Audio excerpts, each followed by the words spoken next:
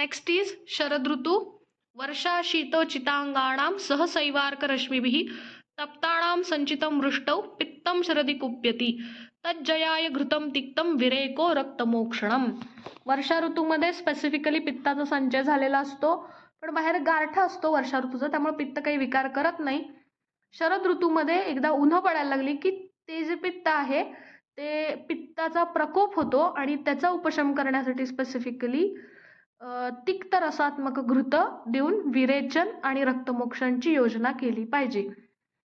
पित्त संचय will happen in Varsha Ritu, but as there is a somewhat cold nature, so that pitta will not produces any disease. When there will be starting of sun rays at Sharad Ritu, the pitta gets prakopita, it will produces the diseases. So for jaya or to win over that pitta, you have to use the tikta rasatmaka ghrita and you have to do the virachan and you have to do the raktamokshana. तिक्तम स्वादु कषायम च क्षुधितोन्नम भजत लघु शालिमुद्ग सीता धात्री पटोलम मधुजांगलम. भूक लागल्यानंतर तांदूळ, त्याच्यानंतर मुद्ग, सीता, धात्री, पटोल, मधु अशा जांगल रसात्मक जे आहे त्यांचा आहार विहार सेवन करायचं. whenever there is a क्षुधा then you have to use the shali, mudga, sita, dhatri, patola, madhu, jangala etc. आहार विहार.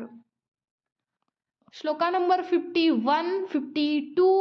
It is the most important shloka that you must have to by heart because it is a short essay question. From specifically ऋतुचर्या मध्ये हा short essay चा question पडतो.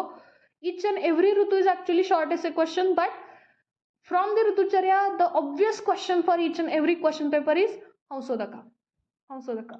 Hausodaka is told in which ऋतू? It is MCQ. It is definite. Hausodaka is told in Sharad Ritu. Taptam taptanshu kiranaihi शीतं शीतांशु रश्मिभिः समन्तादप्यहो रात्रम अगस्त्योदय निर्विशम शुचि हंसोदकम नाम निर्मलम मलजिज्जलम नाभिषन्दी नवारुक्षम पानाद्विषो अमृतोपमम. सूर्यकिरणा दिवसा सूर्याच्या किरणांनी तप्त संतप्त झालेलं म्हणजे गरम झालेलं, रात्री चंद्रकिरणांनी शीतल झालेलं आणि अगस्त्य नक्षत्राच्या उदयानं विषरहित झालेलं पाणी हे हंसोदक म्हटलं जातं.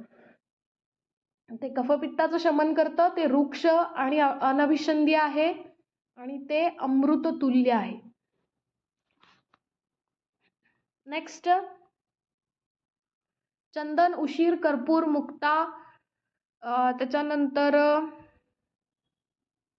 याचं धारण याच्यानी सिद्ध केलेली किंवा सुगंधित केलेली वस्त्र धारण करून संध्याकाळच्या वेळी स्पेसिफिकली चंद्रकिरणांच्या मध्ये माणसानं वेळ घालवावा. You have to recite at evening time and night time with चंद्रकिरणास. देन तुषार क्षार सौहित्यम दधी तैल वसातपान तीक्ष्ण मध्य दिवा स्वप्न पूर्ववातात परित्यजेत. तुषार ड्यू, त्याच्यानंतर आतप, देन सौहित्य, दधी, तैल, दिवा स्वप्न, तीक्ष्ण मध्य, वसा, पुरोवात, all of that you have to avoid, strictly avoid.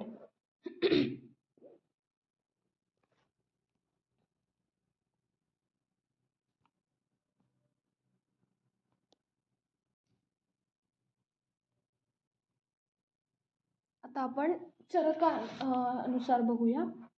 Shloka number 41, 42, 43, 44, 45, 46, 47 and 48.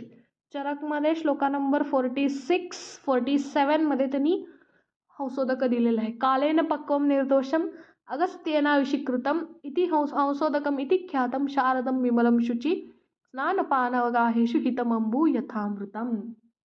Same जे दिलेलं आहे त्याच पद्धतीने इथे दिलेलं आहे. जे सरोवराचं जल जे दिवसा सूर्याच्या किरणांनी तप्त होतं, रात्री चंद्राच्या किरणांनी शीतल होतं आणि अगस्त्य नक्षत्राच्या उदयानंतर जे निर्विष होतं ते जल हंसोदक म्हणून कन्सिडर केलं जातं. जे स्नान पान अवगाहन हेतू अमृत तुल्य म्हणून कन्सिडर केलं जातं. सेव्य आहार विहार काय काय तर मधुर, लघु, शीत, तिक्तरसात्मक आहार विहार. Then you have to use the pitta shamaka dravyas. Then lava, kapinjala, yena, urabhra, sharabha, shashaka, shali chavala, shali, then shashtika, then godhuma, etc. आहार द्रव्यास you have to use in Sharad ऋतू. तिक्त घृतपान, विरेचन, रक्तमोक्षण, it is प्रशस्त in Sharad ऋतू. निषिद्ध आहार विहार, आतप सेवन, वसा सेवन, तैल सेवन अवश्य I mean due, then औदक, अनुपमावसरस, क्षार, दधी सेवन, दिवास्वप्न, पुरोवात. Strictly you have to avoid. Strictly you have to avoid it.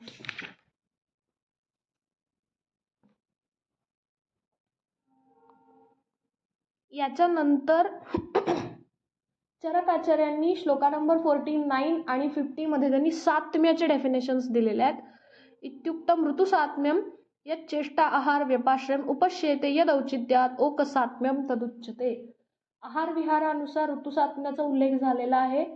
ज्यांनी अभ्यासद्वारे अपथ्यला पण सात्म्य केलेला आहे असा ओकसात्म्याचा उपदेश त्यांनी केलेला आहे. स्पेसिफिकली इन ऋतुचर्या इन दिस अध्याय they have given about the ऋतुसात्म्य, and if any person has do the apatya abhyasa also, that is called as okasatmya. We have explained it.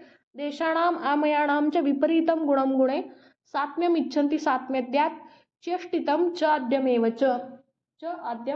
च means देश विपरीत व्याधि विपरीत देश व्याधि विपरीत गुणयुक्त आहार विहार who has taken or who made it satmya, that is that person's who made it satmya, that satmya is called as okasatmya.